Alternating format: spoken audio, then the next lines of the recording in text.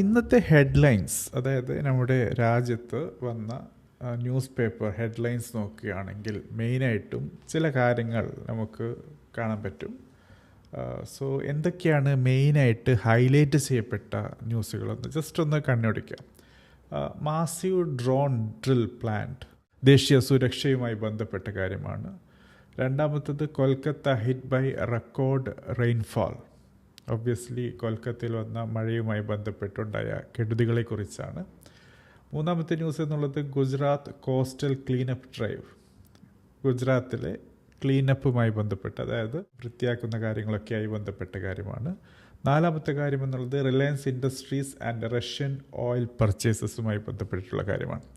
അതായത് oil purchase, fuel ഇറക്കുമതി ചെയ്യുന്നതുമായി ബന്ധപ്പെട്ട് റിലയൻസിൻ്റെ കാര്യങ്ങളാണ്. പിന്നീട് അഞ്ചാമത്തെ ന്യൂസ് എന്നുള്ളത് വോൾക്കാനിക് ആക്ടിവിറ്റി ആണ്. സോ പ്രകൃതിക്ഷോഭവുമായി ബന്ധപ്പെട്ട് ഉണ്ടാകുന്ന ചില പ്രശ്നങ്ങളാണ്. ആറാമത്തെ ന്യൂസ് എന്നുള്ളത് UN security general endorses UNSC reform എന്നുള്ളതാണ്. സോ യുണൈറ്റഡ് നേഷൻസിൽ സെക്യൂരിറ്റി കൗൺസിലുമായി ബന്ധപ്പെട്ട കാര്യമാണ്.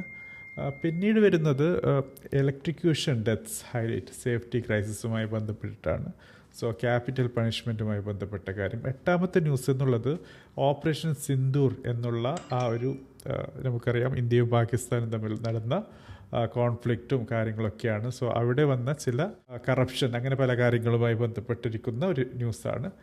പിന്നീട് വരുന്നത് ഒബ്വിയസ്ലി GST 2.0 എന്നുള്ള ആ ഒരു കാര്യം. അതായത് GSTയിൽ ഗണ്യമായ ടാക്സ് റിഡക്ഷൻ വന്നു. സോ ഉത്തർപ്രദേശിൽ എങ്ങനെയാണ് ഒരു ഫെസ്റ്റീവ് സീസൺ സെറ്റ് ചെയ്തിട്ടുള്ളത് എന്നുള്ളൊരു കാര്യമാണ്. പത്താമത്തെ ന്യൂസ് എന്നുള്ളത് മെയിനായിട്ടും കൾച്ചറൽ, ഫിസിക്കൽ, അതോടൊപ്പം astronomical mile stones India achieve ചെയ്തതാണ്. സോ ഈ ന്യൂസൊക്കെ വന്നിട്ടുള്ളത് economic times of India, even Reuters പോലുള്ള മെയിൻ വാർത്താ മാധ്യമങ്ങളിൽ കൂടിയാണ് വന്നിട്ടുള്ളത്.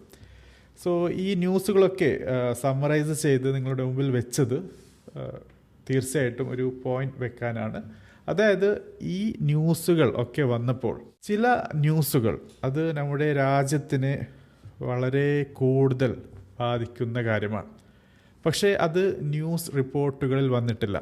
സോ ഒരു മെയിൻ ന്യൂസ് ഉണ്ടാകും, അല്ലെങ്കിൽ നമ്മുടെ രാജ്യത്തെ ബാധിക്കുന്ന, ജനങ്ങളെ ബാധിക്കുന്ന, അവരുടെ ജീവിത നിലവാരത്തെ ബാധിക്കുന്ന, അവരുടെ ജീവിതചര്യയുമായി ബന്ധപ്പെട്ട്, അവർക്കുണ്ടാക്കുന്ന കാശുമായി ബന്ധപ്പെട്ട്, അവരുടെ ലൈഫിനെ തന്നെ ബാധിക്കുന്ന വലിയ കാര്യങ്ങളുണ്ടാകും.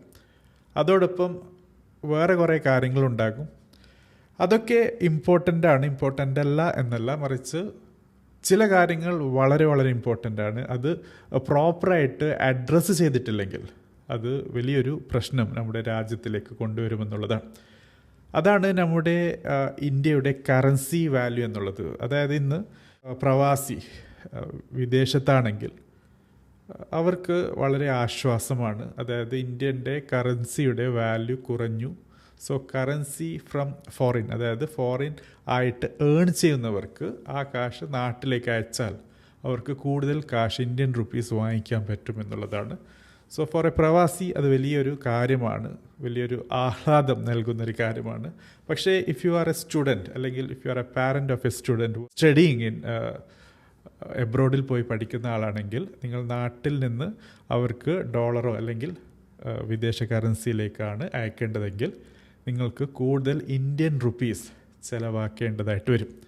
സോ ഈ ഒരു സിറ്റുവേഷൻ വളരെ വളരെ ബുദ്ധിമുട്ടുണ്ടാക്കുന്നു as a person if you are in India. Okay, so മെയിനായിട്ടും ഇറക്കുമതി കൂടുതൽ കാശ് നിങ്ങൾ കൊടുക്കേണ്ടി വരും, നമ്മുടെ രാജ്യം കൊടുക്കേണ്ടി വരും.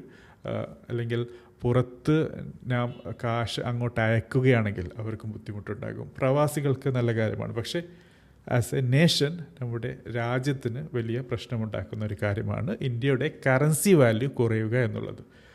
സോ നമ്മുടെ ഇന്ത്യൻ കറൻസി നിലവിൽ വന്നിട്ട് അപ് ടു ദിസ് ഡേ ഇന്നാണ് ദ ലോവസ്റ്റ്, ഏറ്റവും താഴ്ന്ന നിരക്കിലേക്ക് നമ്മുടെ ഇന്ത്യൻ കറൻസി പോയി എന്നുള്ളതാണ്. ബുദ്ധിമുട്ടുണ്ടാക്കുന്ന ഒരു സിറ്റുവേഷനാണ്. ഇത് പ്രോപ്പറായിട്ട് ഹാൻഡിൽ ചെയ്തില്ലെങ്കിൽ വലിയ പ്രശ്നങ്ങളുണ്ടാക്കുന്നു. സോ എന്താണ് മെയിനായിട്ടുള്ള കാരണങ്ങൾ ഇങ്ങനെയുള്ളൊരു സിറ്റുവേഷൻ വരാനായിട്ട്? സോ അതിന് ആദ്യത്തെ ഒരു കാരണം എന്നുള്ളത് ഒബ്വിയസ്ലി H1B വിസയുമായി ബന്ധപ്പെട്ട് US തൊഴിൽ രംഗവുമായി ബന്ധപ്പെട്ട് നമ്മുടെ IT കമ്പനികൾ നമുക്കറിയാം നമ്മുടെ രാജ്യത്തിലേക്ക് വളരെ നല്ല ഒരു എന്താ പറയുന്നത് ഒരു ഫിനാൻഷ്യലി കോൺട്രിബ്യൂട്ട് ചെയ്യുന്ന ആൾക്കാരാണ്. സോ H1B വിസയുമായി ബന്ധപ്പെട്ടിട്ടുള്ള പല രീതിയിലുള്ള കൺഫ്യൂഷനും പ്രശ്നങ്ങളും അത് നമ്മുടെ ഇന്ത്യൻ കറൻസി അല്ലെങ്കിൽ നമ്മുടെ റുപ്പീസിനെ നെഗറ്റീവായി ബാധിച്ചിട്ടുണ്ട്. രണ്ടാമത്തെ പ്രശ്നം എന്നുള്ളത് പ്രധാനമന്ത്രിയുടെ ഡിയർ ഫ്രണ്ടായ ഡൊണാൾഡ് ട്രംപ് അദ്ദേഹം കൊണ്ടുവന്ന 50% താരിഫാണ്. അതും വളരെ വളരെ നെഗറ്റീവായിട്ടാണ് നമ്മുടെ രാജ്യത്തിൻ്റെ സമ്പദ് വ്യവസ്ഥയെ ഷോർട്ട് ടേമിൽ ആണെങ്കിൽ പോലും, അങ്ങനെയാണ് സാമ്പത്തിക വിദഗ്ധർ പറയുന്നത്, അങ്ങനെയാണെങ്കിൽ പോലും അത് അഫക്റ്റ് ചെയ്യും. ഷോർട്ട് ടേമിൽ ആണെങ്കിൽ പോലും അത് അഫക്റ്റ് ചെയ്യുന്നുണ്ട്. അതും വലിയ രീതിയിൽ തന്നെ നമ്മുടെ കറൻസി വാല്യൂവിനെ ഇടിവിലേക്ക് നയിക്കുന്നതിൽ ഒരു നല്ല പങ്ക് വഹിച്ചിട്ടുണ്ട്. പിന്നെ മൂന്നാമത്തെ കാര്യം എന്നുള്ളത് ഫോറിൻ ഡയറക്റ്റ് ഇൻവെസ്റ്റേഴ്സ് ഉണ്ട്, FDIs. അവർ കാശ് ഇന്ത്യയിൽ ഇൻവെസ്റ്റ് ചെയ്യുന്നില്ല എന്നുള്ളതാണ്. സോ കാശ് ഇൻവെസ്റ്റ് ചെയ്യാതെ ഇന്ത്യയിൽ നിന്ന് കാശ് വലിച്ച് വേറെ എവിടെയെങ്കിലും കൊണ്ടുപോയി ഇൻവെസ്റ്റ് ചെയ്യുന്നുണ്ടാകും. ഏതായിരുന്നാലും നമ്മുടെ രാജ്യത്ത് നിന്ന് നഷ്ടപ്പെടുന്ന കാശാണ്. സോ ഇതിനെയൊക്കെ പ്രതിരോധിക്കാനായിരിക്കാം GST 2.0 എന്നുള്ള ഒരു ടാക്സ് റിഡക്ഷൻ ഒക്കെ കൊണ്ടുവന്നത്. അറിയില്ല, നിങ്ങൾക്ക് കൂടുതൽ കാര്യങ്ങൾ അറിയുന്നുണ്ടെങ്കിൽ തീർച്ചയായിട്ടും കമൻറ്റ് ബോക്സിൽ നിങ്ങൾക്ക് മെൻഷൻ ചെയ്യാം. പക്ഷേ എൻ്റെ ഒരു അണ്ടർസ്റ്റാൻഡിങ് അങ്ങനെയാണ്, ഡൊമസ്റ്റിക് ഡിമാൻഡ് കൂട്ടാൻ, ആൾക്കാരുടെ കയ്യിൽ മാർക്കറ്റിലേക്ക് കാശ് ഇറക്കാൻ, അങ്ങനെ ഒരു ഡൊമസ്റ്റിക് ഡിമാൻഡ് കൂട്ടി പ്രൊഡക്ഷൻ കൂട്ടാൻ, അങ്ങനെ ഒരു രീതിയിൽ നമ്മുടെ എന്താ പറയുന്നത് ഒരു വിദേശപരമായിട്ട് ബിസിനസ്, ഫോറിൻ റിലേറ്റഡ് ബിസിനസ്സിലേക്ക് വന്ന ആ ഒരു ഇടിവ് നമ്മുടെ ഡൊമസ്റ്റിക് ഡിമാൻഡ് കൂട്ടി ഒരു രീതിയിൽ ബാലൻസ് ചെയ്യാനുള്ള ആക്റ്റാണോ എന്നാണ് ഞാൻ വിശ്വസിക്കുന്നത്, അല്ലെങ്കിൽ അങ്ങനെയാണ് എൻ്റെ ഒരു ഒപ്പീനിയൻ.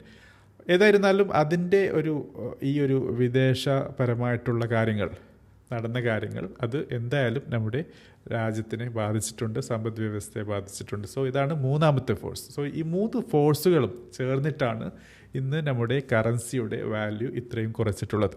എനിക്ക് ചോദിക്കാനുള്ളത്, നമുക്ക് ഒരു നല്ല വിസിബിളായിട്ടുള്ള ഒരു പ്രൈം മിനിസ്റ്ററാണ് ഇപ്പോൾ ഉള്ളത്. 2014 ശേഷം പല രാജ്യങ്ങളും, ഏകദേശം എല്ലാ രാജ്യങ്ങളും, ലോകത്ത് മാപ്പിലുള്ള എല്ലാ രാജ്യങ്ങളും വിസിറ്റ് ചെയ്തിട്ടുണ്ട്. വളരെ നല്ല രീതിയിലുള്ള ഒരു ബന്ധമാണ് നമുക്ക് നമ്മുടെ പ്രൈം മിനിസ്റ്റർ അവിടെ പോയാൽ അവിടെ നിന്ന് പ്രൈം മിനിസ്റ്ററിന് ലഭിച്ച സ്വീകാര്യത, അല്ലെങ്കിൽ ആ രീതിയിലുള്ള ഫോട്ടോ മൊമെൻ്റൊക്കെ കണ്ട് വിശ്വസിക്കാൻ പറ്റിയത്. പക്ഷേ എന്തുകൊണ്ട് അത്രയും സ്വീകാര്യത നമ്മുടെ ഒരു ഫോറിൻ പോളിസിയിൽ വന്ന ചെറിയ ചെറിയ നെഗറ്റീവ് ഇമ്പാക്റ്റിലേക്ക് എത്തിച്ചേർന്നു എന്നുള്ളത് വലിയൊരു പ്രശ്നമായി കാണാൻ പോകുന്നു. അതോടൊപ്പം നമ്മുടെ രാജ്യത്ത് ഫോറിൻ ഇൻവെസ്റ്റ്മെൻറ്റ് കുറഞ്ഞു പോവുകയാണ്. എന്തുകൊണ്ടാണ് അങ്ങനെ സംഭവിക്കുന്നത്? നമുക്കറിയാം, മേക്ക് ഇൻ ഇന്ത്യ പോലുള്ള പല ഇനീഷ്യേറ്റീവും സ്റ്റാർട്ട് ചെയ്തിരുന്നു. അതിൻ്റെ അവസ്ഥ ഇപ്പോൾ, സിറ്റുവേഷൻ എന്താണ്, അപ്ഡേറ്റ് എന്താണെന്നറിയില്ല. ആത്മനിർഭർ എന്നുള്ള ഒരു സിറ്റുവേഷൻ പ്രൊജക്റ്റ് കൊണ്ടുവന്നിട്ടുണ്ട് വീണ്ടും. സോ നമ്മുടെ രാജ്യത്ത് തന്നെ നമ്മുടെ രാജ്യത്തിന് ആവശ്യമായ കാര്യങ്ങൾ ഉണ്ടാക്കിയെടുക്കുക, ഡൊമസ്റ്റിക് ആയിട്ട് തന്നെ സെൽഫ് സഫിഷ്യൻ്റ് ആവുക എന്നൊക്കെയുള്ള കാര്യമാണ്.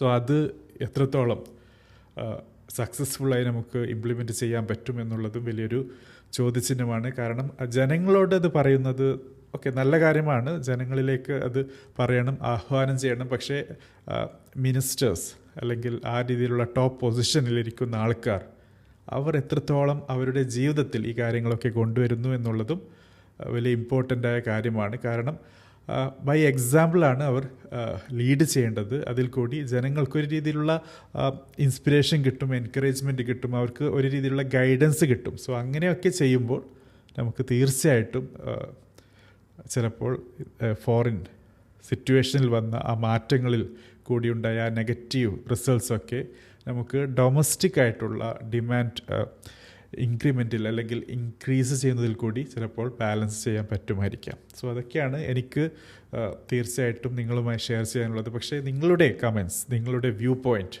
എനിക്കറിയാൻ താല്പര്യമുണ്ട്. So please share.